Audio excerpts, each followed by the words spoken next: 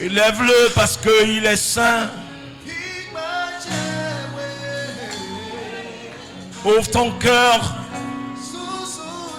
Dis-lui des paroles sincères qui viennent de ton cœur. Une adoration authentique qui jaillit du cœur. Oh, il n'a pas son pareil. N'est-ce pas lui qui dit relâcher et personne ne peut retenir? N'est-ce pas lui qui retient et personne ne peut prendre de sa main? Qui ose contester contre lui? Qui ose lui résister en face? Son nom est grand par-dessus toute la terre. Il est si grand et sa grandeur nous échappe. Oh, mais qui est comme toi, magnifique en sainteté. Tu es digne de louange et tu opères des miracles. Oh, nous nous joignons, Seigneur, aux 24 vieillards et nous disons majesté. Nous disons gloire, nous disons honneur à ton nom. Oh, mais qui peut faire les choses comme tu le fais? Oh, mais qui sauve comme toi, qui guérit comme toi, qui soutient comme toi, qui fortifie comme toi. C'est en toi notre espérance. Et cette espérance ne sera jamais trompée. Oh, tu peux mesurer les eaux de la terre dans la paume de ta main, Seigneur. J'imagine la grandeur de ta main, Seigneur. Oh, tu as dit, nous n'avons pas les mots justes, Seigneur, pour apprécier combien de fois tu es grand. Sois élevé, sois élevé, sois élevé, sois glorifié, sois adoré, Seigneur. Sois adoré. Donne-nous les mots, prête-nous les mots, Seigneur, pour te célébrer. Oh, donne-nous les mots justes, Seigneur, pour donner gloire à ton nom. Seigneur, de l'Occident à l'Orient, du septentrion au midi, tu n'as pas ton pareil. Oh, pendant les déluges, tu es assis sur ton trône et tu regardes les hommes dans leur orgueil. Parce que tu as un trône dont la base est l'équité et la justice. Sois élevé, sois glorifié, sois adoré. Chandele brasandele kaika sandele. Ibroska babraskinto lobrekete. Ibrandele babosa. Ibrende ketolo brande kato. Orabakata mashra. Oh, merci Seigneur. Sois élevé, sois glorifié. Est-ce qu'on peut garder juste une minute le silence dans sa présence?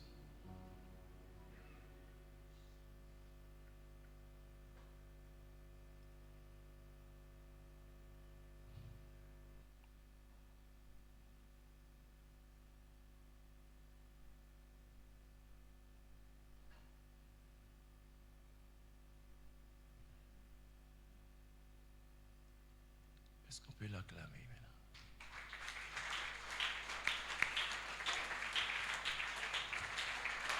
Est-ce qu'on peut vraiment l'acclamer?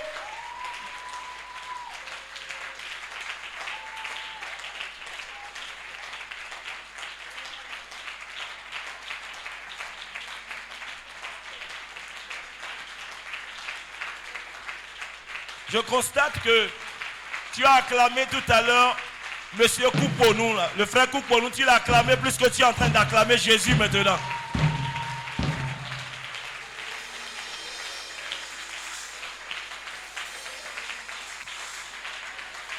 Alléluia.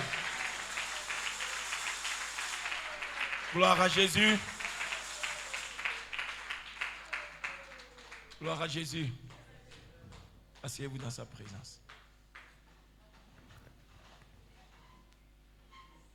Quand il s'agit de Jésus, il faut bien le faire. Il faut bien le faire quand il s'agit de Jésus. Gloire à Jésus. Gloire à Jésus.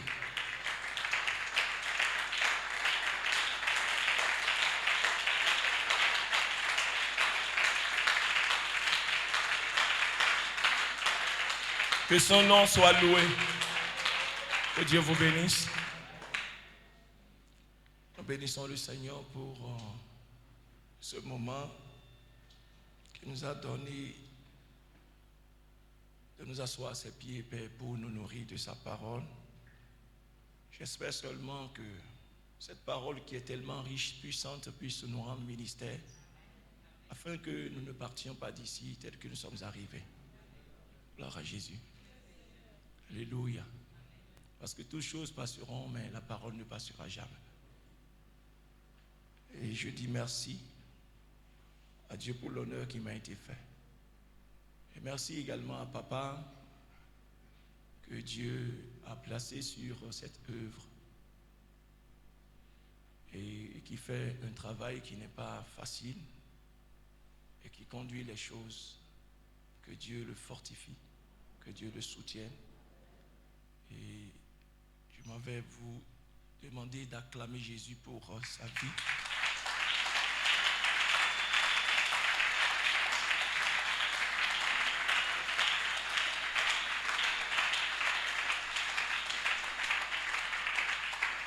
Acclamez Jésus également pour maman. Maman, je vais parler de maman Bazaré. Que Dieu les bénisse et les fortifie et les soutienne. Je rends grâce à Dieu pour la vie des anciens, afin d'avoir les pasteurs, le collège pastoral qui assiste dans cette œuvre. Merci à Jésus pour leur vie. Merci également à Jésus pour la vie des anciens qui mettent la main à la pâte pour que cette œuvre puisse aller de l'avant. Le Seigneur ne vous oubliera pas. Le Seigneur rendra chacun selon ses œuvres. Persévérez dans cette œuvre. Oui, ce n'est pas gratuit. Le Seigneur récompense toujours. Et soyez fortifiés. Merci pour le groupe musical, pour la belle louange, la belle adoration. Que Dieu vous élève et vous amène dans une dimension encore supérieure. Que Dieu bénisse vraiment tout son peuple. Tout son peuple. Vous êtes tellement chers au Seigneur parce que le prix auquel vous avez été racheté, c'est un grand prix. Ne l'oubliez jamais. Et ne vous méprisez pas et ne laissez personne vous mépriser parce que vous coûtez tellement au Seigneur. Est-ce que vous pouvez acclamer Jésus pour vous-même?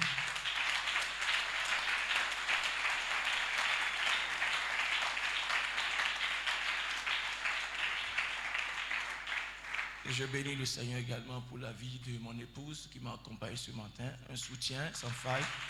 Acclamons Jésus pour mon épouse.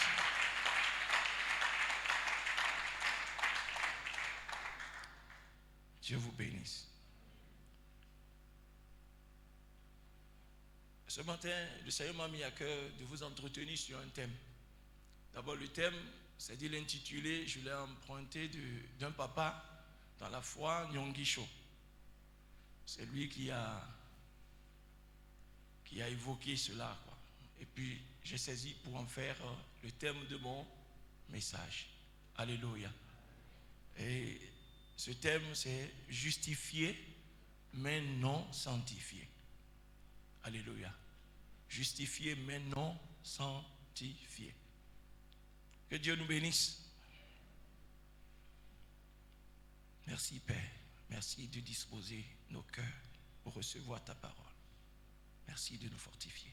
Merci de nous donner la grâce, de donner tout le respect qui est dû à ta parole, afin que ta parole nous rende ministère. Merci, Père, de guérir, de fortifier, d'orienter.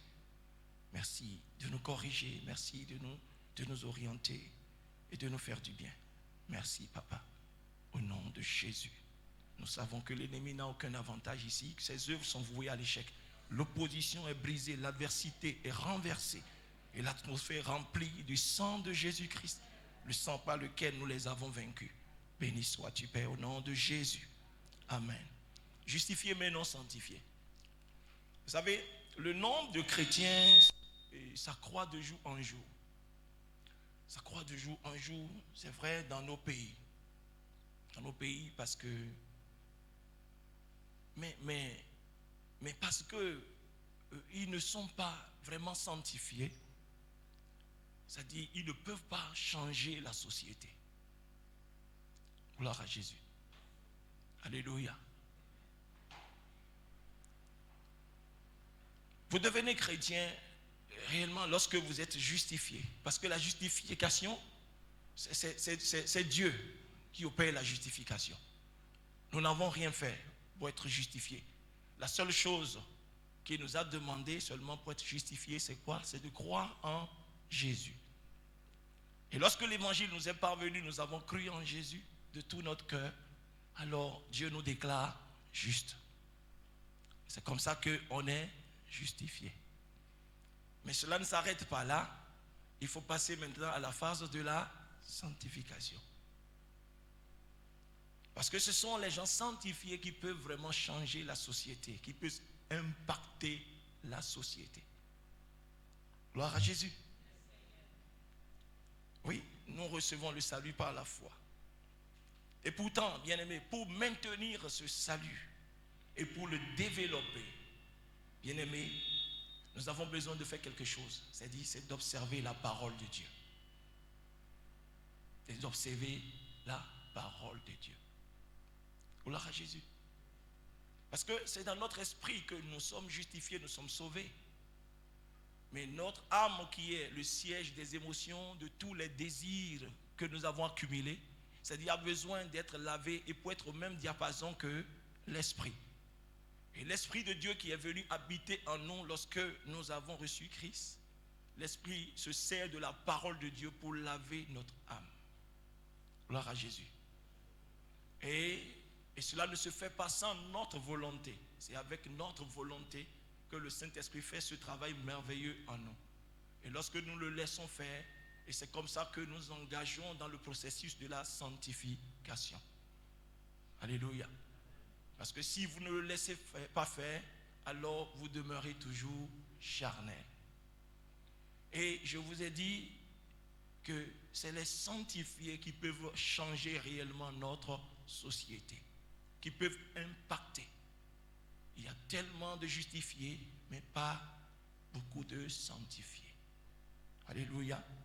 Donc le Seigneur nous interpelle ce matin à nous sanctifier et à nous sanctifier davantage pour ceux-là qui sont réellement engagés dans ce processus. Gloire à Jésus.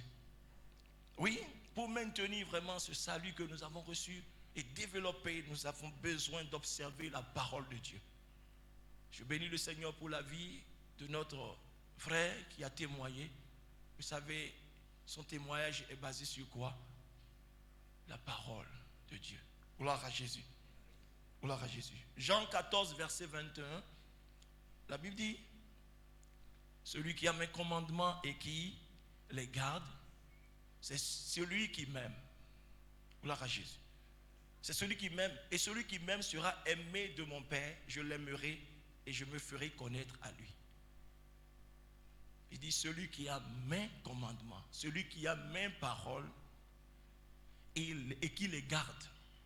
Qui les garde, ça veut dire qu'il les pratique, qui se conforme à cette parole. C'est celui qui m'aime. Donc le Seigneur sait. C'est-à-dire ce qui caractérise ceux qui l'aiment. C'est-à-dire qu'est-ce que vous dites au Seigneur, mais je t'aime. Non. C'est-à-dire ne se laisse pas peut-être bleuir par le fait que vous dites, mais je t'aime Seigneur. Non, lui connaît ce qu'il aime. Et il a dit, si vous m'aimez, alors vous devez aimer ma parole. Gloire à Jésus. Donc il ne sert à rien de dire Seigneur je t'aime. Oh non, il n'est pas dupe, il connaît ce qu'il aime. L'homme peut être trompé quand tu lui dis je t'aime, alors que tu portes un autre sentiment dans ton cœur. Mais Dieu lui connaît ceux qu'il aime. Il dit ceux qui m'aiment doivent garder ma parole. Ils m'aiment, ils aiment ma parole. Et qu'est-ce que je fais? C'est dire je vais les aimer. Mon Père va l'aimer et nous nous ferons connaître à lui. Donc le Seigneur ne se fait pas connaître à n'importe qui. C'est ceux-là qui l'aiment, ceux-là qui aiment sa parole et qui ont soif de cette parole, qui veulent le découvrir. Le Seigneur se révèle à eux. Il leur révèle les profondeurs. Gloire à Jésus. Vous savez, ne pas tenir compte de la parole de Dieu, bien-aimé, c'est ignorer Dieu. Ne pas tenir compte de la parole de Dieu, c'est ignorer Dieu. Et aujourd'hui, je vous dis que beaucoup d'enfants de Dieu ignorent Dieu. Beaucoup d'enfants de Dieu ignorent Dieu. Et c'est pourquoi la société, bien-aimée, n'est pas impacté. Ne change pas. Même les justifiés sont au milieu quand même du monde, mais n'affectent pas le monde. C'est-à-dire ils sont mélangés parce que le monde, c'est-à-dire bon, ils sont indifférents au monde. Gloire à Jésus. Alléluia. Donc, bien-aimé, ne pas tenir compte de la parole du Seigneur et Dieu. Et si on ne peut jamais, et si nous ne tenons pas compte de la parole de Dieu, nous ne pouvons jamais assurer le rôle de la lumière du monde. La lumière du monde, jamais. Parce que lorsqu'il y a des ténèbres là, la lumière paraît en même temps, les ténèbres se dissipent en même temps. Nous ne pouvons pas jouer ce rôle de la lumière du monde. Jamais. Parce que notre lumière est devenue ténèbres. C'est pourquoi les ténèbres ne bougent pas parce que, non, ténèbres plus ténèbres égale ténèbres. Mais ténèbres plus lumière égale lumière. Ça c'est clair. Nous ne pouvons pas assurer vraiment ce rôle de la lumière du monde ni du sel de la terre. C'est-à-dire nous devons apporter la saveur là où il y a bien aimé l'amertume. N'est-ce pas? Mais ce n'est pas le cas. Ce n'est pas le cas. Au contraire, nous voyons que les justifiés, c'est-à-dire les chrétiens apportent encore l'amertume là où il y a encore l'amertume. Et le Seigneur est indigné. Alléluia. Gloire à Jésus. Gloire à Jésus. Vous savez, pour que notre société change dans les domaines politiques, économiques, sociaux, moraux, tout ce que nous pouvons citer, bien aimés, les chrétiens doivent aspirer à la sanctification. Ils doivent la rechercher. Ils doivent la rechercher. Ils doivent aspirer à la sanctification. Parce que quand vous lisez la Bible, ceux-là qui ont impacté, depuis même l'Ancien Testament, dans le Nouveau Testament, c'est des gens qui se sont mis à part. Et la Bible ne change pas. Elle est demeurée la même. Alléluia. Et par notre vie, nous faisons de Dieu menteur. Et ceux qui connaissent notre Maître Jésus disent non, ceux-là ne ressemblent pas à leur Maître. Que Dieu nous vienne en aide. Que Dieu nous vienne en aide. Donc la société ne peut pas changer. Si ça doit changer réellement, nous devons aspirer à la sanctification, la rechercher. Hébreux 12, verset 14 nous a dit que rechercher la paix avec tous. La paix avec tous et la sanctification sans laquelle personne ne verra le Seigneur. La sanctification sans laquelle personne ne verra le Seigneur. Et c'est vrai. La sanctification sans laquelle. Ça dit que sans la sanctification, tu ne peux pas voir le Seigneur. Matthieu a dit déjà que heureux ceux qui ont le cœur pur car ils verront Dieu. Heureux ceux qui ont le cœur pur car ils verront Dieu.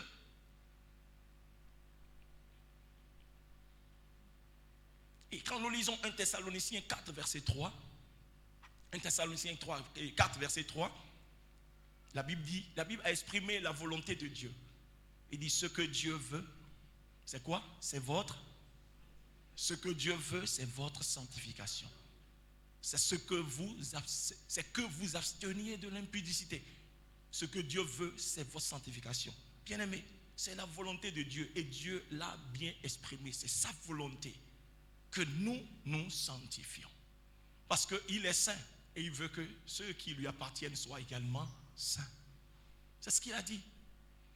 Et vous savez, il y a 3 types de volonté de Dieu. 3 types. C'est dit la volonté basique, c'est ça. La volonté basique, la première volonté. Et c'est non négociable. Pour pouvoir rentrer réellement, pour être en communion avec Dieu, pour rentrer dans sa félicité. C'est sa volonté, c'est non négociable. C'est-à-dire que si tu ne te sanctifies pas, non, tu ne peux pas habiter, vivre avec Dieu pour toujours. Jamais. Jamais.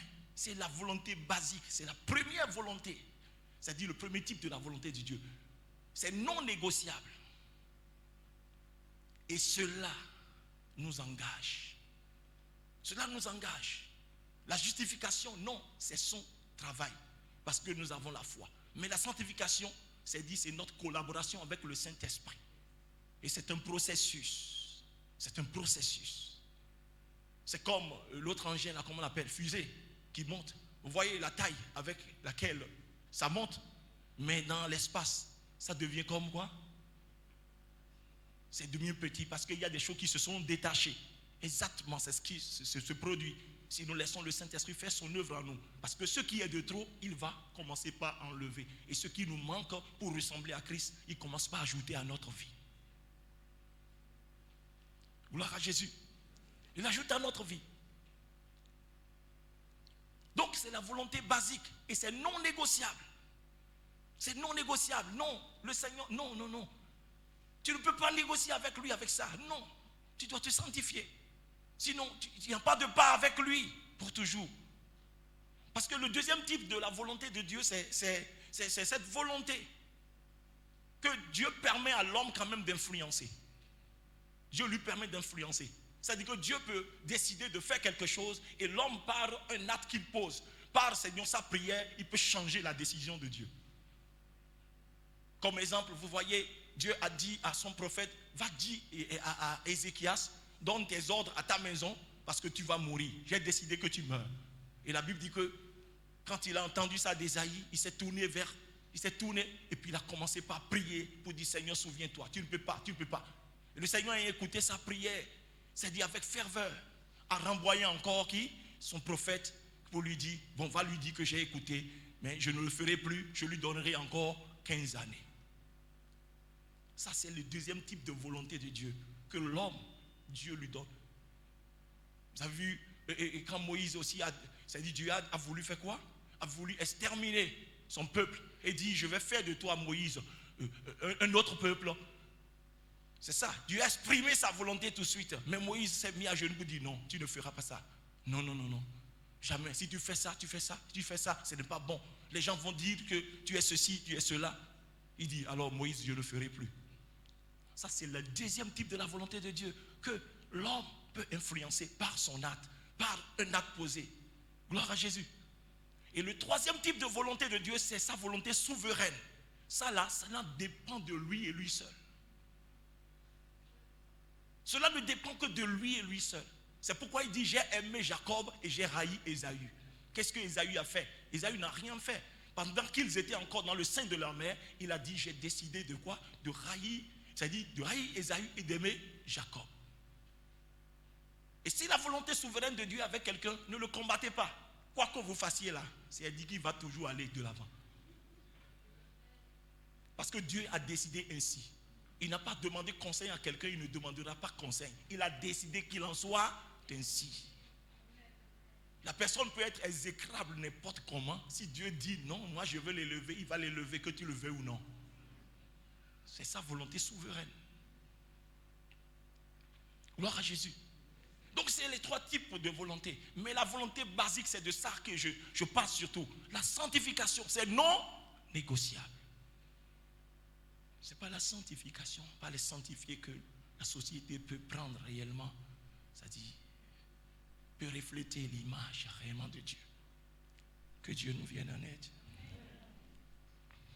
Alléluia. Vous allez voir que dans Apocalypse 3, 1 à 6, vous allez voir l'église de Sardes. Cette église qui se croit quand même vivante, c'est dit, est déjà morte. Elle se croit vivante, mais elle est morte à cause de ses œuvres. Ses œuvres corrompues. À cause de ses souillures. Son vêtement est souillé. Et l'église de Sardes croyait qu'elle est encore vivante, mais Dieu dit, mais tu es déjà morte. Que Dieu nous épargne. Que Dieu nous aide à ne pas vivre dans l'illusion spirituelle. À ne pas nous prendre pour ce que Dieu... C'est-à-dire, à des moments donnés, il faut que nous demandions à Dieu, comment tu nous vois? Ou bien, comment tu nous vois?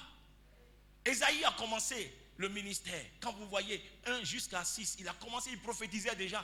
Jusqu'à 6 où le Seigneur s'est révélé à lui, il a vu le Seigneur dans sa gloire. Mais dans la présence de Dieu, vous ne pouvez pas être caché. La présence de Dieu vous révèle qui vous êtes. Quand il a vu son aspect, combien de fois il est souillé, il dit, oh, ça c'est ce que je suis, ça. Et pourtant il faisait déjà le ministère. Il a vu, il s'est humilié, il a crié. Et c'est comme ça que le Seigneur l'a sanctifié. Le Seigneur a demandé à son ange qui a pris de la braise sur l'autel qui est en face de lui pour aller faire quoi? Le sanctifier pour dire maintenant. Et le Seigneur a posé la question, mais qui enverrai-je? Il dit, moi, j'irai. Alléluia. Tu veux aller pour le Seigneur, mais le Seigneur a besoin des sanctifiés. Gloire à Jésus. Donc l'église se croyait vivante, mais elle est morte. Que Dieu nous épargne ça. Que Dieu nous épargne. C'est pourquoi ayons toujours dans notre cœur le sentiment d'humilité pour demander à Dieu, Seigneur, comment toi tu nous vois? Comment tu apprécies? Parce que les hommes peuvent m'applaudir sans que le ciel ne m'applaudisse pas. Alléluia. Gloire à Jésus. Et puis, moi je crois, je crois très bien que cette affaire de salut qui ne se perd pas, moi je crois bien que ça peut se perdre. Oui, moi je le crois. Je crois bien. Parce qu'il y a des théologies maintenant qui disent des choses, mais c'est trop facile de ne pas perdre. Non? Le livre de vie là, on ne fait rien, on ne fait aucune œuvre pour être inscrit et qui nous fait mériter d'être inscrit. Non, la seule œuvre c'est de croire en Jésus de tout son cœur et puis ton nom est inscrit. C'est-à-dire, ce n'est pas les œuvres qui te font, fait quoi? Qui te font inscrit dans le livre de vie. Mais laisse-moi te dire que les œuvres peuvent te faire sortir de ce livre. Les œuvres peuvent te faire sortir. Ce n'est pas les œuvres qui te font rentrer dedans, dans le livre, mais tes œuvres peuvent te faire sortir. Oui, bien sûr. On chante, oh, mon nom est écrit dans le livre de vie. Personne ne pourra l'effacer, il est écrit pour l'éternité. Mais c'est quelqu'un qui a écrit. Celui qui l'a écrit, même si personne sur la terre ne peut l'effacer, celui qui a l'écrit, lui peut effacer. Lui, il a sa gomme. Alléluia. Quand vous lisez Apocalypse 3, verset 5, qu'est-ce qu'il a dit? Qu'est-ce qu'il a dit de l'église de Sardes? Quel avertissement? Il dit, celui qui vaincra sera revêtu ainsi de vêtements blancs. Je n'effacerai point son nom du livre de vie. Donc si le Seigneur dit ça, ça veut dire qu'on peut effacer. Ou bien, je n'effacerai point son nom du livre de vie. Et je confesserai son nom devant mon Père et devant ses anges. Donc c'est ça. Moïse également qui intercédait pour un peuple, sous ce peuple rebelle. Rebelle. Moïse intercédait. Et puis, qu'est-ce qu'il a dit? Parce que le Seigneur veut détruire. Parce que le Seigneur est fatigué de la rébellion de ce peuple. Et Moïse a dit dans Exode 32, verset 32-33. Exode 32, 32-33. Qu'est-ce qu'il a dit? Moïse est en train de dire à Dieu de pardonner au peuple ses péchés. Il a dit ça. Mais il dit, pardonne maintenant leurs péchés. Sinon, efface-moi de ton livre que tu as écrit. Et qu'est-ce que le Seigneur lui a répondu? Verset 33, je crois. L'Éternel dit à Moïse, c'est celui qui a péché contre moi que j'effacerai de mon livre. Gloire à Jésus. Ça veut dire que celui qui a écrit peut l'effacer. Faisons attention. Faisons attention avec la vie que nous menons. Et ne crions pas que c'est un acquis, mais c'est fini. Oh oui, bien-aimé, je déduis de toutes ces choses-là que le nom peut être bien sûr effacé. Parce que ce sont ceux-là dont les noms sont inscrits dans le livre de vie là, qui ne connaîtront pas la seconde mort. La seconde mort, parce qu'il y a deux morts. C'est-à-dire cette mort dont tout le monde mourra. Ok? La mort physique. Et la deuxième mort dont la Bible a parlé, c'est quoi? C'est la vie loin de Dieu, en enfer. Ça, c'est ça, le second mort. La seconde mort. Et ceux-là qui seront épargnés, c'est ceux-là dont les noms sont écrits dans le livre de vie. Ce sont ceux-là qui ne connaîtront pas la seconde mort. Avant même les récompenses, parce qu'il y a un livre et des livres. Un livre qui est appelé le livre de vie. Et puis maintenant des livres dans lesquels sont inscrites nos œuvres, les bonnes, les mauvaises, pour lesquelles nous serons, fait quoi? Nous serons récompensés. Vous voyez un peu? Mais il faut rentrer d'abord avant d'être récompensé, non? C'est-à-dire que tu peux enregistrer de bonnes œuvres dans les autres livres. Mais si, entre-temps, ton nom est effacé du livre de vie, mais tu perds. Tu perds la vie, tu perds également les récompenses. C'est pourquoi je dis que sa volonté basique, c'est quoi? Nous devons nous sanctifier. Que le Seigneur nous vienne en aide.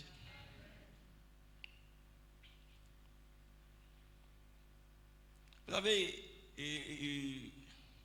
voyez, j'ai dit, mais pour maintenir ce salut, il faut vraiment aimer cette parole, il faut s'accrocher à la parole de Dieu.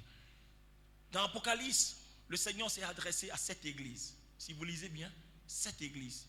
Et la seule des 7 là, qui n'a reçu que des encouragements et des éloges, c'est l'église de Philadelphie. C'est l'église de Philadelphie.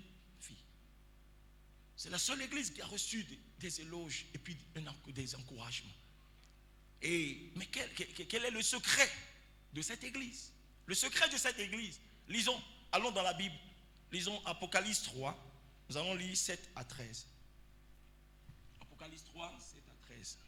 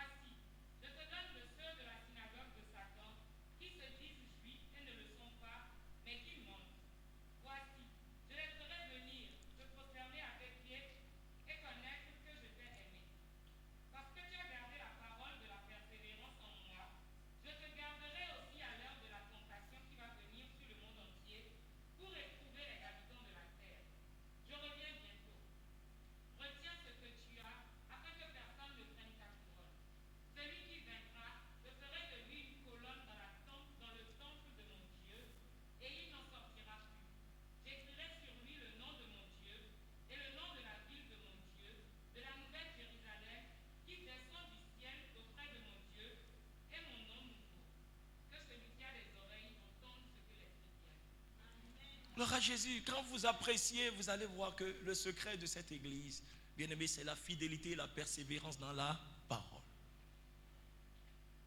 La fidélité et la persévérance. Et le Seigneur dit, je sais très bien que tu as peu de puissance. Peu de puissance. Ce peu-là peut signifier beaucoup de choses. Ça peut signifier un manquement, ça peut signifier une faiblesse quelque part. C'est un manquement. C'est-à-dire, ça peut être peut-être une maladie, ça peut être quelque chose, quoi. C'est-à-dire qui te défavorise.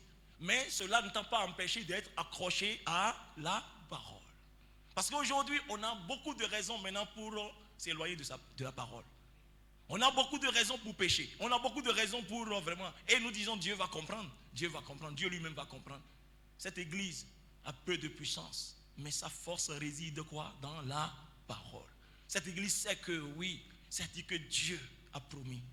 C'est-à-dire cette église, c'est une église qui s'est attachée à Dieu même dans les temps de la maladie, dans les temps de la tempête, dans les temps d'ouragan, dans les moments calmes, dans les bons moments comme dans les mauvais moments. C'est-à-dire, elle quoi? C'est accrochée. Vous voyez un peu?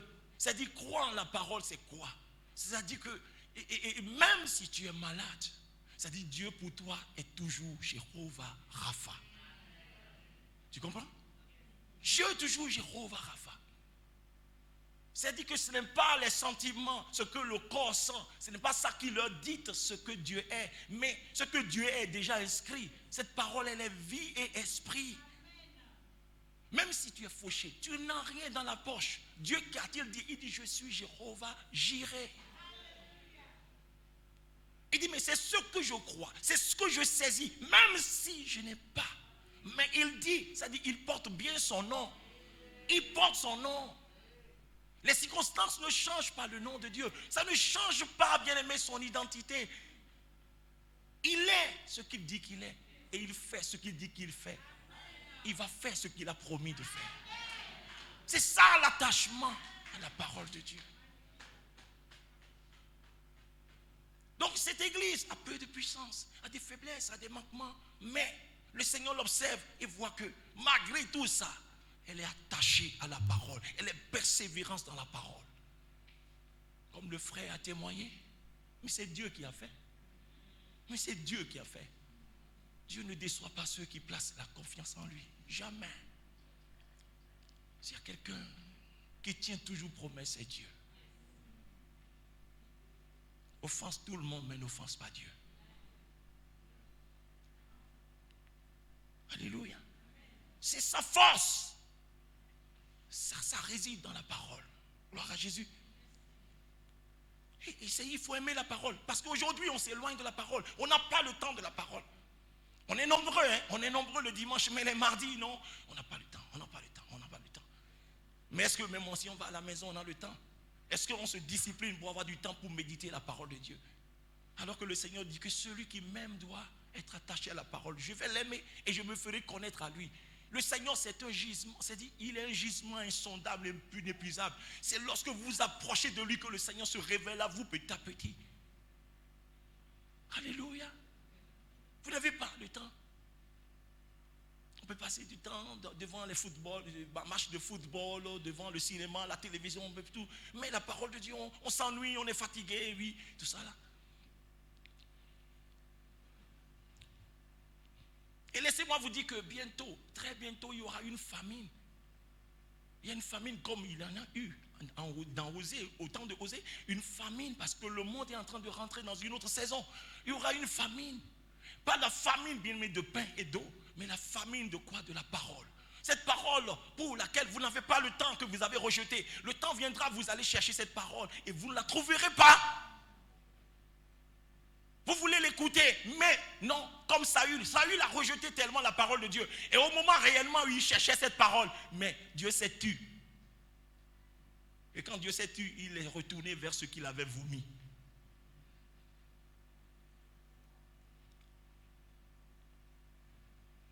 Il n'y a pas de sanctification sans la parole de Dieu. La parole de Dieu est tellement profonde et riche. Tellement riche. Il y a une soeur qui est venue me voir la fois dernière pour pleurer, pour dire oh, vraiment je suis fatigué de la vie, les problèmes. J'ai dit mais oui c'est vrai. Mais pour commencer d'abord, ce que je dois te dire, faut que, pas que les problèmes t'amènent à abandonner ce qui a plus de valeur que tu as déjà, Christ. Jamais. Jamais. Laissons d'abord, mais tu as d'abord Christ. Parce que les problèmes, la stratégie du diable, c'est dit, il veut utiliser les problèmes pour que tu rejettes, renonces à Christ. Mais Lazare n'est pas allé au ciel parce qu'il est pauvre. Hein? Non. C'est que malgré sa pauvreté, il s'est attaché à Dieu. Ce n'est pas que Dieu le loue pour sa pauvreté. Non, Dieu ne veut pas que quelqu'un soit pauvre. Non, Dieu même n'est pas pauvre. Et il ne peut pas faire des enfants pauvres. Dieu est riche et il faut être riche. C'est son désir d'être que tu sois riche. Il veut que tu prospères à tous égards. Ok? Tu peux naître pauvre, mais il ne faut pas demeurer pauvre. Et il y a des principes dans la parole de Dieu pour devenir riche. Connais les principes. Parce que la Bible est remplie de 3 choses. Les principes, les promesses et quoi? Et les prophéties. Il faut les connaître. Et prier par rapport à ces choses. Vous savez, la tentation sévit dans le monde. La tentation, actuellement, ça sévit. Parce que le diable se prépare. Ça se prépare. Mais la parole. Parce que quand vous éloignez de la parole, bien aimé, vous faiblissez. Vous faiblissez. Psaume 119, verset 11. Le psalmiste dit, Psaume 119, verset 11, dit, je sais ta parole dans mon cœur afin de ne pas pécher contre toi. Ça veut dire que la parole est un remède contre le péché. Je sais ta parole dans mon cœur afin de ne pas pécher contre toi. C'est ce qu'il a dit. Vous savez, nous sommes en train de vivre maintenant un avant-goût de la tribulation, de la grande tribulation. C'est un avant-goût, ok? Avec le vaccin là. C'est juste un avant-goût. Ce n'est pas encore 666. Non, non, non. Mais c'est un avant-goût. Et il faut réfléchir. Il faut voir. Parce que ici encore, nous pouvons circuler, rentrer dans les magasins, tout ça. Mais ailleurs, c'est ça. Voyez-vous combien c'est difficile, vous avez votre argent, vous ne pouvez pas rentrer. Parce que vous n'avez pas, passe sanitaire. C'est-à-dire vous êtes privé de votre liberté, tout. Imaginez un instant, c'est un avant-goût. C'est-à-dire le monde travaille, est en train de préparer le terrain à l'ennemi de Christ qui vient bientôt, l'antéchrist. Ouais. Ce n'est pas encore les 666. Non, 666. Il y a tellement de trucs là.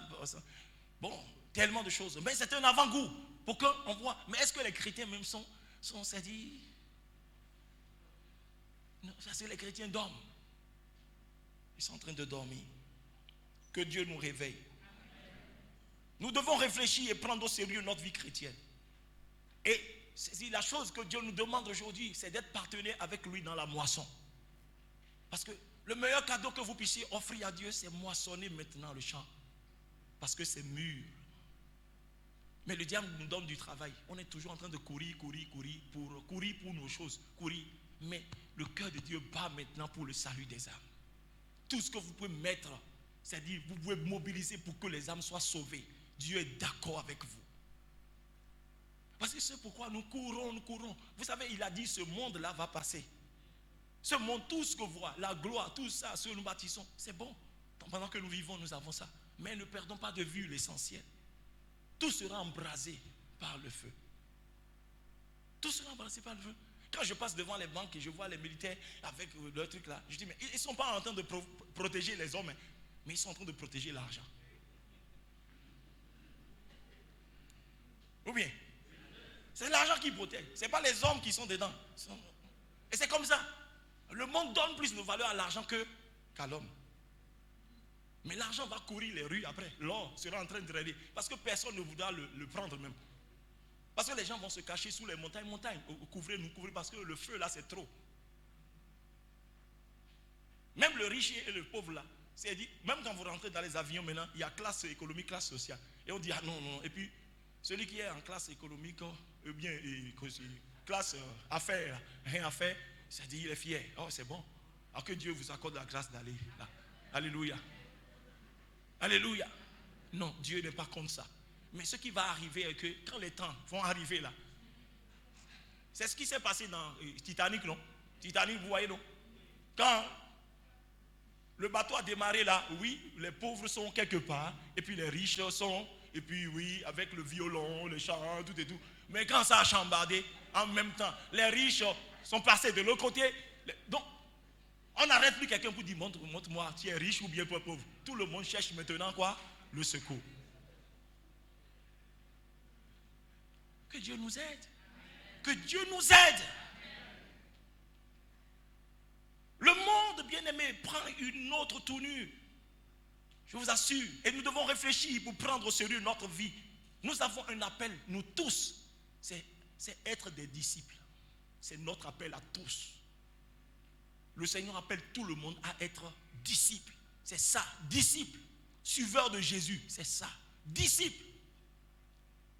Et il faut être disciple avant d'être chrétien. Si quelqu'un est réellement chrétien, c'est qu'il est disciple. Parce que c'est les disciples qui ont été désignés comme étant chrétiens.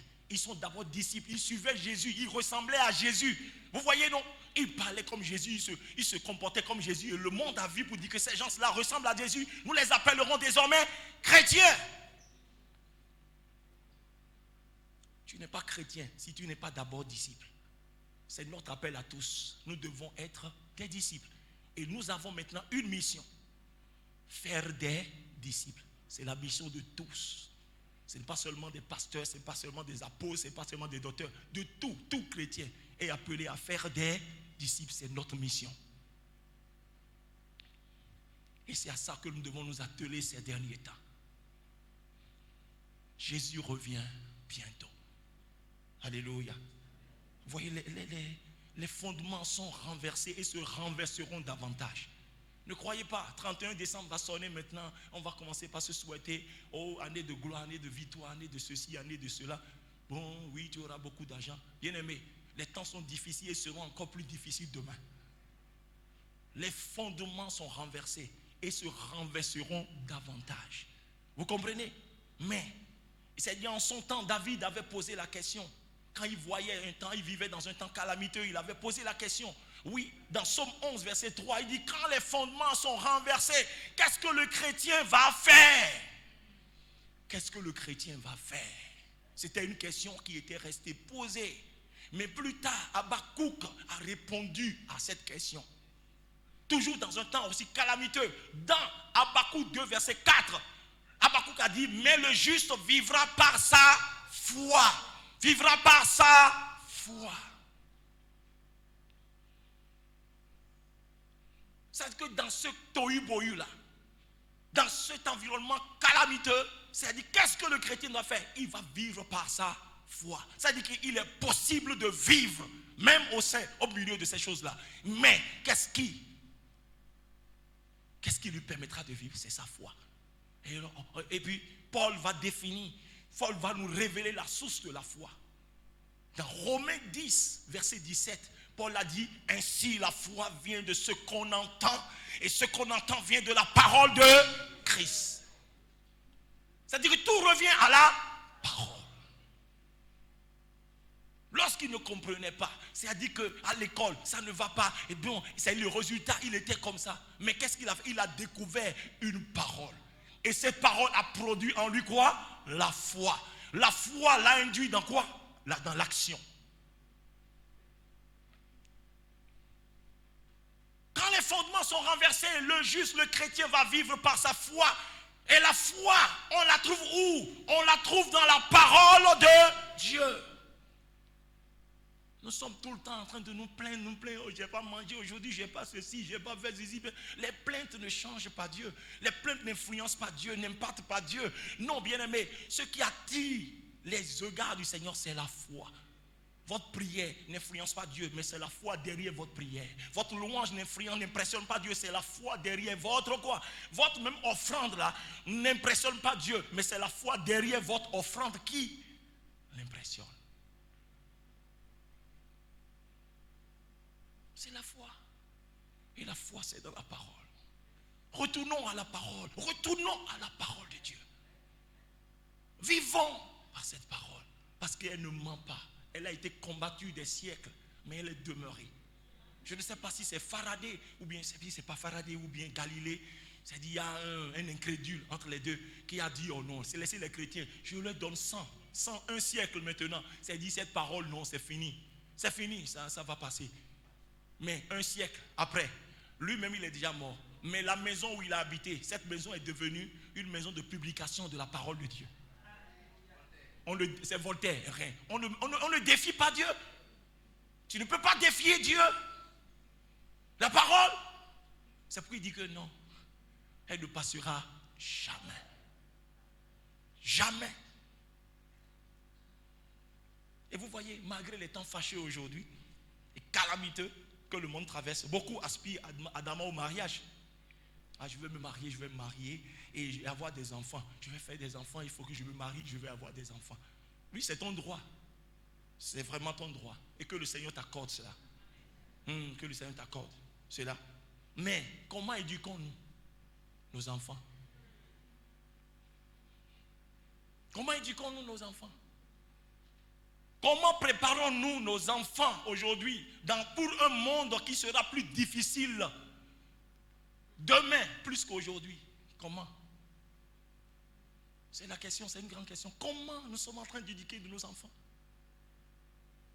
Comment? Même les inventeurs de iPhone, bien, je ne sais pas là, voyant même, c'est ce que le monde va devenir, interdisent même à leurs propres enfants de ne pas utiliser ce qu'eux-mêmes ils servent au monde. C'est les chrétiens qui ne discernent pas le temps. Ils sont en train de crier, nous sommes la terre, nous sommes la queue, sans aucune. Il dit, on n'a pas de connaissance, aucune connaissance. Que le Seigneur nous vienne en aide. Tu vas te marier, tu vas avoir des enfants, mais quelle éducation, quel projet tu as pour ces enfants? Qu'est-ce que tu veux leur donner? Comment tu veux les éduquer pour les préparer pour un monde? Parce que nous avons un âge et nous sommes en train de partir. Et on dit que le monde sera quoi? Plus difficile demain. Mais les enfants que nous allons laisser derrière, quel équipement nous leur donnons pour résister dans ce monde-là? Est-ce que nous pensons à ça?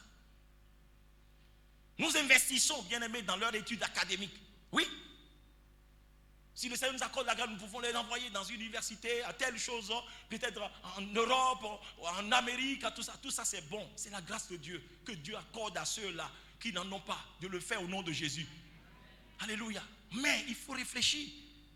Nous sommes prêts à leur offrir tout, les portables et tout ce qui est bon, le confort, leur donner une belle vacance à Hawaï, tout. Tout. Mais nous ne leur donnons pas un environnement spirituel. Nous ne les rapprochons pas de la parole. Nous ne les rapprochons pas de la parole. Nous ne leur donnons pas l'amour de la parole de Dieu. C'est pourquoi dans leur pensée, bien-aimés, c'est autre chose qui prime. Et nous-mêmes aujourd'hui même, c'est un constat que je fais. Quand vous avez de l'argent, quand vous avez un peu d'argent, et quand il y a un problème en même temps, ou bien maladie en même temps, la première des choses à laquelle on pense que oui, bon, on va l'amener à l'hôpital. On va l'amener à l'hôpital, C'est parce que vous avez de l'argent que vous avez pensé tout de suite à l'amener à l'hôpital. Ceux qui n'ont pas l'argent, qu'est-ce qu'ils font? Seigneur, viens, oui. Gloire à Jésus. Comprenez que même si vous avez l'argent de votre problème, c'est dit, ayez recours d'abord à Dieu. Parce que l'argent ne règle pas tout. Ayez recours d'abord à Dieu. À lui d'abord. Et maintenant, utilisez votre argent pour vous soigner. Vous savez, ça arrive à tout le monde. C'est pour quelquefois, même il faut en manquer pour s'approcher un peu de Dieu. Les épreuves, même, c'est le but même. Les épreuves là, non, c'est pas pour nous. Les épreuves, Dieu le permet pourquoi? Pour nous rapprocher encore de Dieu. Parce que quand tout baigne là, bon, on oublie Dieu.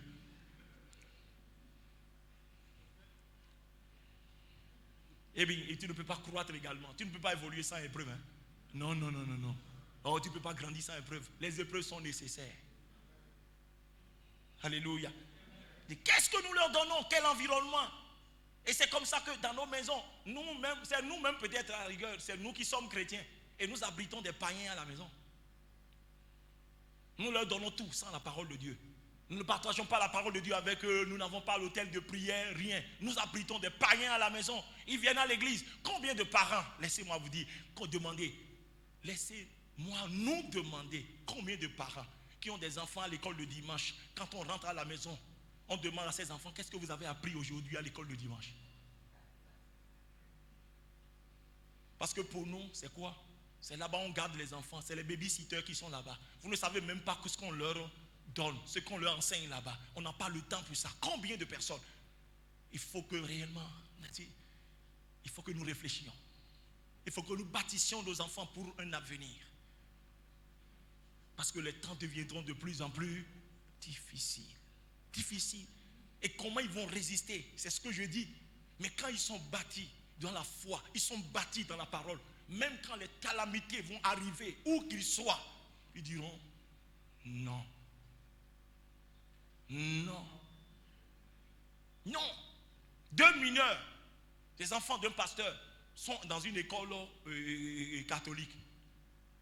Et puis un matin, on dit que tout le monde n'a qu'à aller faire quoi? On va aller faire leur dévotion devant Marie et tout ça. 2 mineurs. Hein. Ils ont dit non. La mère a dit non, mais tout le monde c'est sans Dieu. Il dit non. Le grand frère dit non. Et le petit frère aussi a dit non. Parce que quoi? Leur papa leur a enseigné que on ne va pas s'adorer devant quoi? C'est-à-dire se prosterner devant. Toi, tu vas dire non. Bon, prosterne-toi, Dieu va comprendre.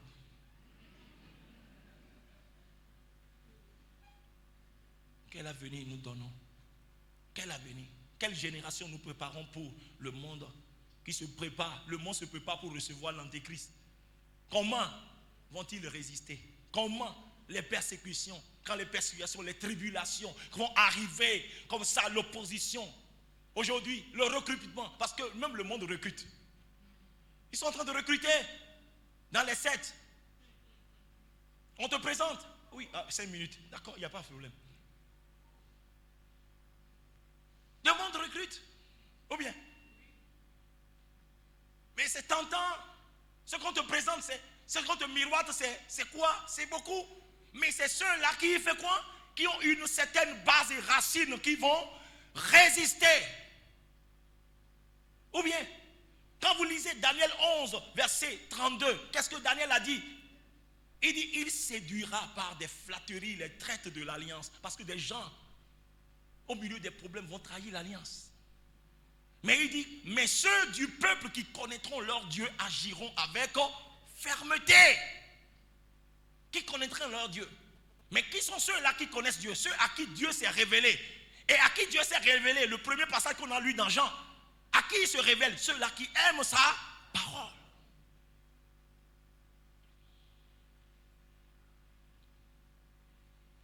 Parce qu'aujourd'hui, on fréquente l'église. Vous savez, fréquenter une église ne fait pas de toi chrétien. Non. Non, fréquenter une église ne fait pas de toi chrétien. Bien aimé, les temps seront de plus en plus difficiles. Mais Dieu rassure ses fils et filles.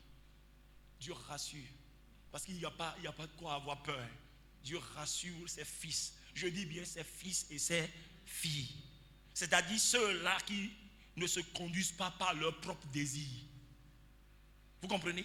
Ceux-là qui ne se conduisent pas par leur propre désir. Mais ceux-là qui ont en eux l'Esprit de Dieu et qui laissent l'Esprit les conduire. Parce que la Bible dit qu'ils sont fils ceux-là qui sont conduits par le Saint-Esprit. Ça veut dire que dans ce noir-là, c'est le Saint-Esprit qui les conduit pour dire passe ici, passe ici. Il connaît le chemin pour parvenir au vert pâturage. Il connaît le chemin pour parvenir aux eaux paisibles. Même dans ce tohu-bohu, tu es à l'écoute, il te conduira là. Et c'est les fils et filles. La création attend qui? Attend qui? La révélation des fils. Attends la révélation des fils de Dieu. Dieu rassure. Bien-aimé, Dieu rassure. Permettez-moi de lire peut-être ça là pour terminer là. Psaume 34. Dieu rassure. Comme le stipule David a dit. David, l'homme selon le cœur, un amoureux du Seigneur. Psaume 34, 9, 10. Qu'est-ce que David dit? Il dit, craignez l'Éternel, vous ses saints. Craignez l'Éternel, vous ses saints. C'est-à-dire les sanctifiés. Ceux-là qui se sont mis à part. Ceux-là qui portent en eux l'Esprit de Dieu. Craignez l'Éternel. Vous comprenez? Vous ses saints. Car rien ne manque à ceux qui le craignent. Le Seigneur peut mentir? Non. Il ne peut pas mentir. Même si vous êtes dans les derniers des manques n'importe comment là. Il a dit, Seigneur, non. Tu n'es pas influencé par le temps. Même avant qu'il y ait crise économique, lui le savait d'avance. Il dit, si je peux te craindre, rien ne me manquera. Ce que je dois chercher, enseigne-moi à te craindre. Montre-moi comment on te craint. Parce que c'est ma part. Si moi j'accomplis ma part, alors toi, tu ne permettras pas. Tu ne permettras que je manque de quelque chose. Il est fidèle dans sa parole. Il dit quoi? David dit que rien ne manque à ceux qui le craignent. Et il dit, les lionceaux éprouvent la disette et la faim. Mais ceux qui cherchent l'Éternel ne sont privés d'aucun bien. Il a fait bien une analogie. Le lion, c'est le roi des animaux. Il ne manque jamais de proie. Qu'est-ce qu'il veut dire? Il dit, il peut arriver même que le lion manque de proie. Il peut arriver que le lion dorme à jeun. Mais je vous assure que ceux-là qui cherchent l'Éternel ne sont privés d'aucun bien. C'est ce qu'il dit. C'est ce qu'il dit. La confiance en lui. La confiance en sa parole. Tenir ferme dans sa parole. Tu gémis, tu pleures tout le temps. Et tu es sur le point d'abandonner. N'abandonne pas. Le Seigneur est fidèle. Quelle que soit la durée de la nuit, le jour se lèvera. La prophétie ne court pas. Elle est en train de marcher. Et elle arrivera à son thème certainement. À moins que le Seigneur ne t'ait pas dit. Mais s'il te l'a dit, il faut être à ta place. Parce que quand il va venir, il faut qu'il te trouve quelque part. Habakkuk n'était pas agité. Dans les temps calamiteux, il dit non, agitez-vous, mais je me tiendrai à mon poste. Je resterai là jusqu'à ce que le Seigneur me dise ce que je dois faire. Ayez confiance dans la parole de Dieu. Ayez confiance en ce que Dieu dit. Levez-vous et soyez partenaires avec Dieu dans la moisson. Parce que c'est le temps. Jésus revient bientôt. Prenons notre vie au sérieux. Attachons-nous à la parole de Dieu. Ne vivons pas comme des plaisantins. Dieu n'est pas dupe. Il connaît ceux qui lui appartiennent. Il connaît ceux qui lui appartiennent. Dieu connaît ceux qui lui appartiennent. Il n'est pas dupe. Je vous en prie. Paul a supplié les Corinthiens. Il dit, je vous en supplie, soyez réconciliés avec Dieu.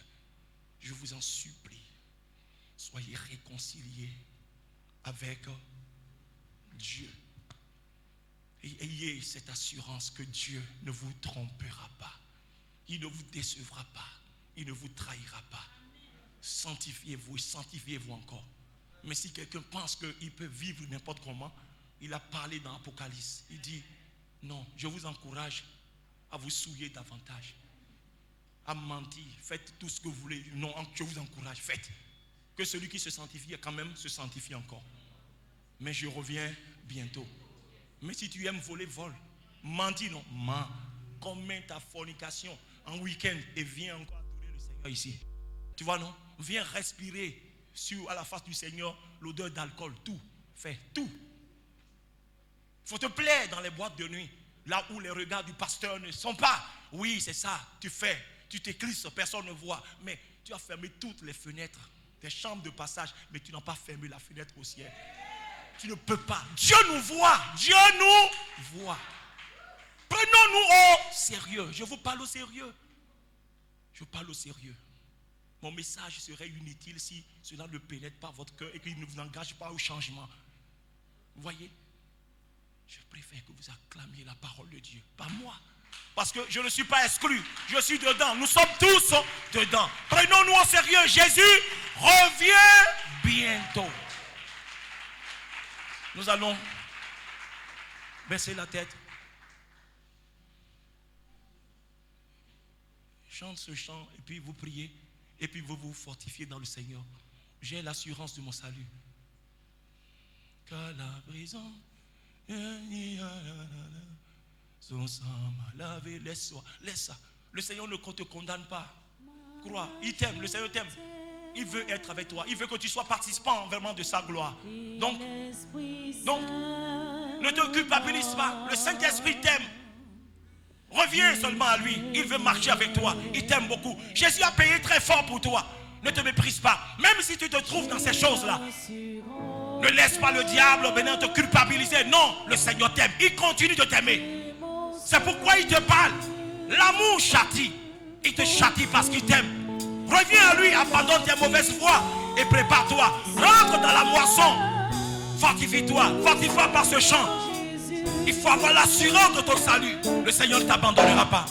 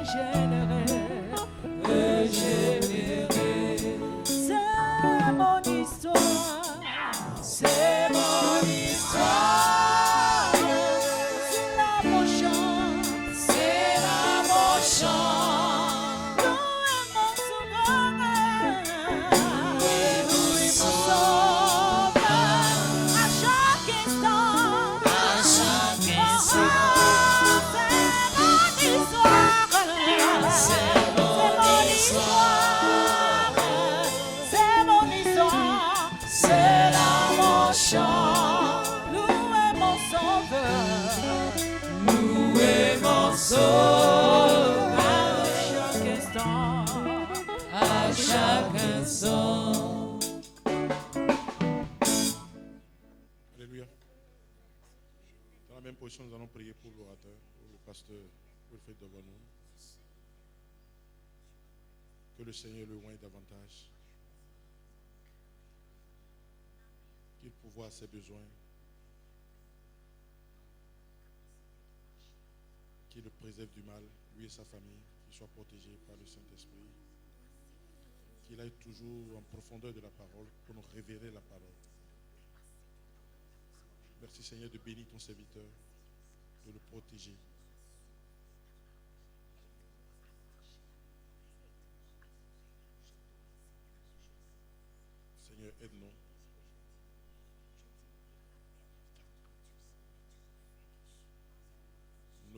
par nous-mêmes. Mais bien aimé, l'Esprit est disponible. Invoquons tout le temps et en tout lieu le Saint-Esprit et laissons-nous conduire par l'Esprit. Et Dieu va nous aider. Au nom de Jésus, nous avons prié. Au nom de Jésus, nous avons prié. Au nom de Jésus, nous avons prié. Soyez bénis. Nous sommes à la fin de notre culte. Si c'est la première fois que vous avez fait le culte avec nous, veuillez lever la main, s'il vous plaît.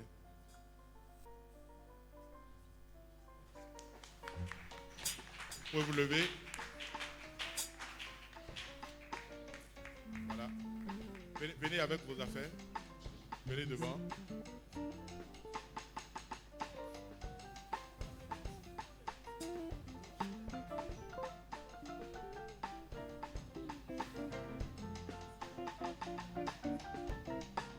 Alléluia.